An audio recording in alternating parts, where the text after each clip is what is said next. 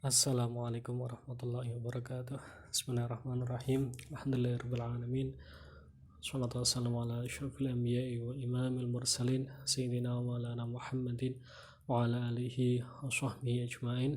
La hawla wa la quwata illa billahil aliyil adzim. Amma ba'du.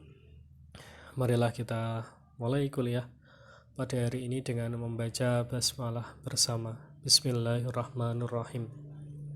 Pada hari ini kita akan membahas salah satu metode yang ditawarkan oleh Yusuf Al-Qaradawi, yaitu menahan diri dari sikap berlebihan dalam penakwilan atau al-hadaru minat tawassu'i fit ta'wilati al-majaziyati. Jadi ini dapat dilihat di dalam Kifayatul Ta'amal Ma'sunnah An-Nabawiyah halaman 187. Al-Qaradawi mengatakan bahwa penakwilan atas hadis-hadis ya dan nas-nas secara umum dengan menyimpangkan dari arti lahiriahnya adalah termasuk perbuatan yang berbahaya ya. Jadi anna ta'wilal ahadisi menususi amatan wa ikhrajuha an dhahiriha babun khotorun ya. La yang bagi lil alimi al muslimi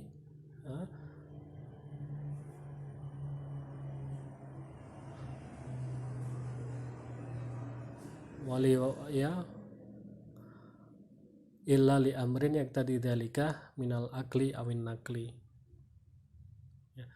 Dan penakwilan ini tidak seharusnya dilakukan oleh seorang ilmuwan muslim, kecuali memang benar-benar diperlukan ya berdasarkan penilaian akal atau karena tuntutan teks keagamaan. Hadis-hadis yang ditakwilkan itu berarti tidak dimanai sebagaimana mestinya ya, jadi dianggap sebagai majas ya. Menurut Al-Qaradawi ya, hadis yang ditakwilkan berdasarkan penilaian subjektif ya atau berdasarkan kecenderungan regional, namun ketika diteliti secara cermat akan tampak bahwa sebaiknya membiarkan hadis-hadis tersebut dalam arti lahiriahnya, jadi tidak perlu ditakwil. Hadis-hadis yang kelihatannya ya membutuhkan untuk dikontekskan ke negara Timur Tengah saja ya, yang isinya padang pasir dan lain sebagainya, ini terkadang lebih baik dibiarkan saja ya, tidak perlu dikhususkan di Timur Tengah ya. Misalnya ada hadis yang berbunyi mangqata'a sidratan sawwaballahu ra'sahu finnari, artinya barang siapa menebang sebuah pohon bidara maka Allah akan menghujamkan kepalanya di dalam neraka. Menurut Al-Qaradawi, para pensyarah hadis menakwilkannya ya dengan mengatakan bahwa yang dimaksud dengan menebang pohon bidara itu hanya yang ada di kawasan tanah haram saja ya, artinya di Makkah atau di Madinah. Padahal menurut Al-Qaradawi ya, pohon bidara ya, sidratan ini disebutkan secara nakirah, jadi tidak ada alnya ya, mangqata'a sidratan, bukan mangqata'a al-sidrata ya. Jadi oleh karena itu menurut Al-Qaradawi ya, sidratan ini pohon bidara itu tidak hanya di tanah haram saja tapi di semua tempat, sehingga tidak terbatas di daerah Makkah Madinah saja ya. Walaupun Al-Qaradawi atau sendiri mengatakan bahwa ya orang-orang di Arab ya memandang penting artinya pepohonan ya yang memberikan faedah ya sebagai tempat untuk berteduh atau misalnya diambil buahnya ya, dan juga ya bisa menyimpan air dan lain sebagainya. Jadi yang dimaksud dalam hadis tersebut itu menurut Al-Qaradawi ini adalah memelihara lingkungan hidup ya yang sangat penting.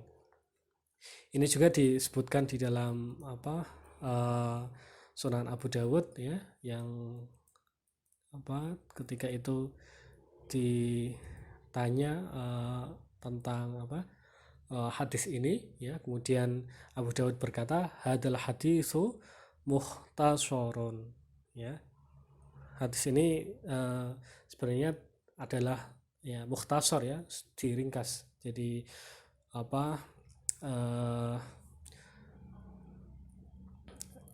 ada versi lengkapnya, yakni mangqata sidratan fi fulatin yastadillu biha ibnu sabili wal bahaimu abathan wa dulman bi ghairi haqqin yakunu lahu fiha sawaballahu ra'sahu finnari. Artinya, barang siapa menebang pohon bidara di tempat yang terbuka yang digunakan berteduh oleh para musafir dan hewan-hewan ya, dan menebangnya karena kesewenang-wenangan dan kezaliman ya, tanpa ada tujuan apapun dan tanpa suatu hak yang dimilikinya, maka Allah akan menghujamkan kepalanya ke dalam neraka.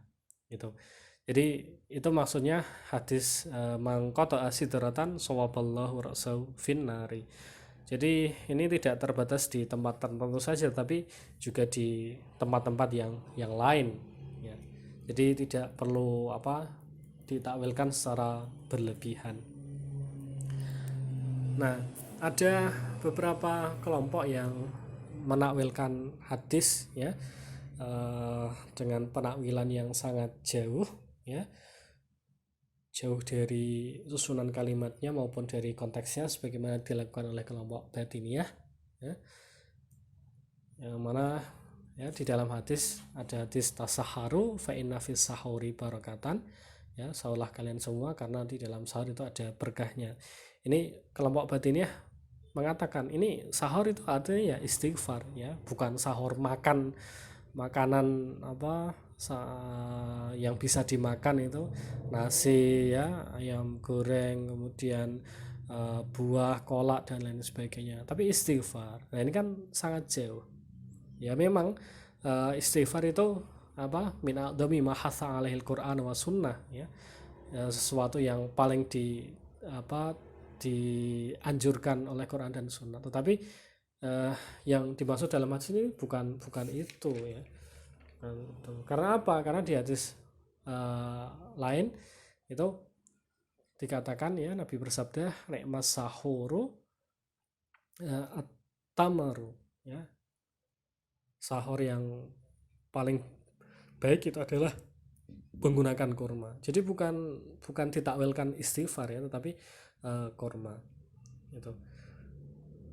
Dan juga hadis yang lain, as-sahuru kulluhu barakah fala tad'uhu walau ayyajra'a ahadukum jur'atan min ma'in ya. Dalam sahur terdapat barokah, maka janganlah kalian meninggalkannya walaupun hanya dengan meminum seteguk air saja. Itu. Jadi itu ya, sahur ya makan minum itu, bukan artinya istighfar. Nah, dalam hal yang seperti ini ya, penakwilan hadis ini juga nanti ada yang berkaitan dengan Dajjal ya, ini dan juga nanti makhluk lain ya, yang berkaitan dengan hadis-hadis yang terjadi di akhir zaman, hadis futuristik ini ya. Ini banyak yang menakwilkannya sebagai lambang ya. Dajjal itu ya artinya kebudayaan barat ya, yang hanya memandang satu sisi keduniaan saja itu. Nah, menurut Al-Qardawi ini tidak setuju ya, tidak setuju. Nah, ini bertolak belakang dengan gurunya Muhammad Al-Ghazali yang mengatakan Dajjal itu tidak penting ya. Dia katanya bertempat di sana di antara Laut Merah dan laut mana itu, laut mati ya. Tetapi para pelayar dari kerajaan Persia, Romawi ya maupun Utsmani itu kan tidak ada yang menemukan itu. Jadi nggak penting itu ada Dajjal atau tidak ya itu. Jadi eh, tidak tidak tidak menganggap itu eh, sebagai makhluk itu, dan bahkan ya, tidak perlu dibahas itu menurut Muhammad Al-Ghazali itu, karena berlawanan dengan realitas historis ya. Tapi kalau menurut Al-Qardawi ya ini ya, makhluk itu ya ada itu. Ada. Ya, karena apa? Karena takwil seperti itu yang menganggap Dajjal sebagai simbol ini bertentangan dengan apa yang dikatakan oleh jumlah ya mayoritas ahli hadis ya, jumhurul muhaddisin, yang mengatakan bahwa Dajjal adalah sosok manusia yang datang dan pergi, masuk dan keluar, ya, memanggil, mengiming-imingi, mengancam dan lain sebagainya. Gitu. Kemudian juga seperti apa turunnya Isa ya, Isa bin Maryam itu juga ya sama, itu Nabi Isanya yang turun itu. Ya bukan simbol-simbol lain ya seperti Nabi Isa, itu bukan. Itu. Jadi memang dalam hadis-hadis yang seperti ini yang kaitannya dengan eskatologis, dengan akhirat, metafisik, itu memang ulama terbagi-bagi ke dalam beberapa kelompok ya. Satu kelompok seperti siapa Al-Qardawi yang mengatakan itu tidak perlu ditakwil dan cukup diimani saja ya, bahwa memang itu ada Dajjal, ada Isa bin Maryam, nanti ada Tuhan dan lain sebagainya. Itu harus dipahami ya sebagaimana teksnya ya, tidak perlu ditakwilkan dengan simbol huru hara, simbol kefasikan, simbol mata satu hanya memandang dunia saja ya dan lain sebagainya. Kemudian yang kedua, ini ada yang seperti Muhammad Al-Ghazali ya, yang tidak penting itu, tidak menambah iman kita dan lain sebagainya. Jadi tidak sesuai dengan realitas historis dan lain sebagainya ya. Dan itu kalau iya ya harus ditakwilkan ya, itu simbol, itu gerakan ya, gerakan-gerakan yang seperti Dajjal ya, gerakan-gerakan yang mengusung kebebasan ya, melawan penjajahan, sebagaimana simbol dari Isa bin Maryam ketika nanti turun ke bumi dan lain sebagainya itu. Nah ini juga sama nanti ahli-ahli tasawuf ya, para mutasawwifin ini juga nanti mempunyai beberapa penakwilan ya, penakwilan sama nanti misalnya hadis-hadis tentang tentang bersuci ya, bersuci itu ya tidak sebagaimana pemahaman ahli fikih. Bersuci itu ya membersihkan badan ya dari kotoran, dari najis dan lain sebagainya itu. Tapi kalau orang-orang sufi ya tidak cukup itu, membersihkan diri ya harus membersihkan hati dari kotoran-kotoran akhlak tercela ya, dari najis-najis duniawi dan lain sebagainya itu. Jadi yang satu alirannya aliran tadi tauhid ya, kalau dalam bahasa tauhid itu ahlu tauhid, jadi menyerahkan semuanya kepada Allah, memahami apa adanya ya, dan secara tekstualis. Yang kedua ini ahli takwil ya, yang memaknai dengan hal-hal yang tidak sama ya, entah itu bisa kontekstualis dengan simbol-simbol atau isyarat tertentu ya, dan nanti ya difahami ya dengan ini, dengan pengalaman-pengalaman intuisi mereka ya. Jadi dengan ya, kalau orang-orang sufi ya dengan latihan-latihan riyadhah, itu riyadhah mujahadah, melawan hawa nafsu dan lain sebagainya itu. Maka nanti misalnya ada hadis bahwa ya malaikat tidak akan masuk ya rumah yang isinya yang ada isinya anjing ya.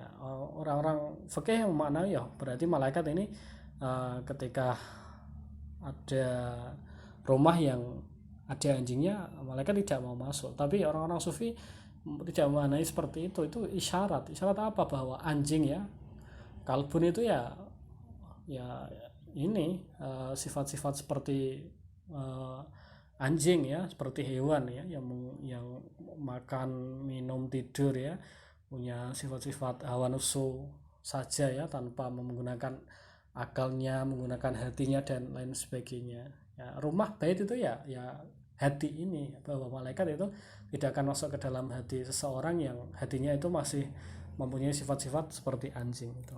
Maka nanti penakwilan itu ya memang tidak sama seperti apa yang dikatakan hadis. Ya, yang benar yang mana? Ya semuanya benar sesuai dengan logika dan tujuan masing-masing.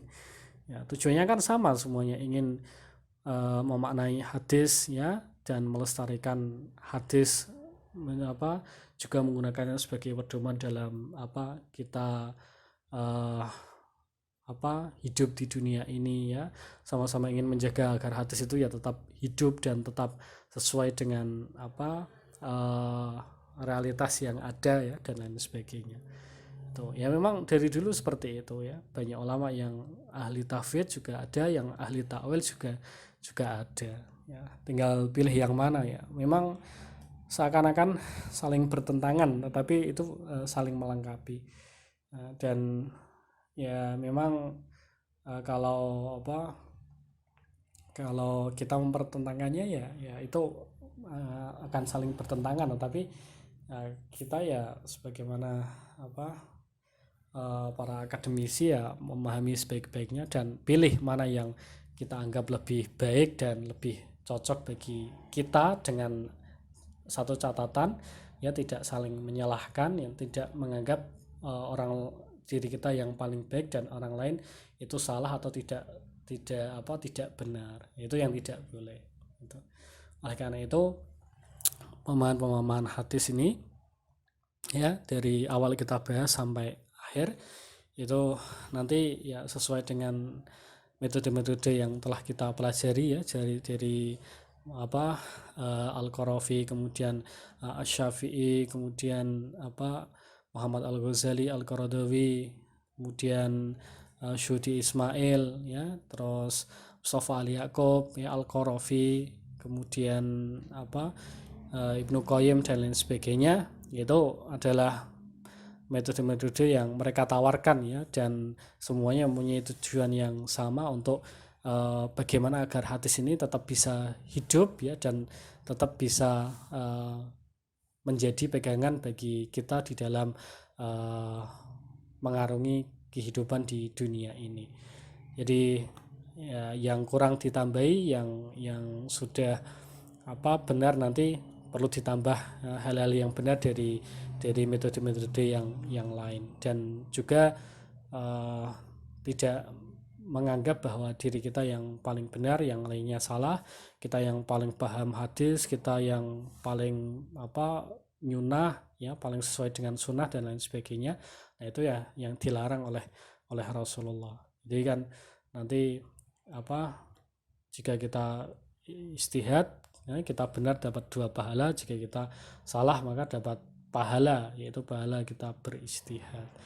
Demikian pertemuan kita pada kuliah semester hari ini. Sampai jumpa di kesempatan yang lain. Kurang lebihnya mohon maaf apabila ada kekurangan dan salah tutur kata. Mari kita akhiri dengan membaca hamdalah bersama. Alhamdulillahirabbil alamin. Wal afu minkum wallahul muwaffiq ila aqwamit thoriq. Assalamualaikum warahmatullahi wabarakatuh.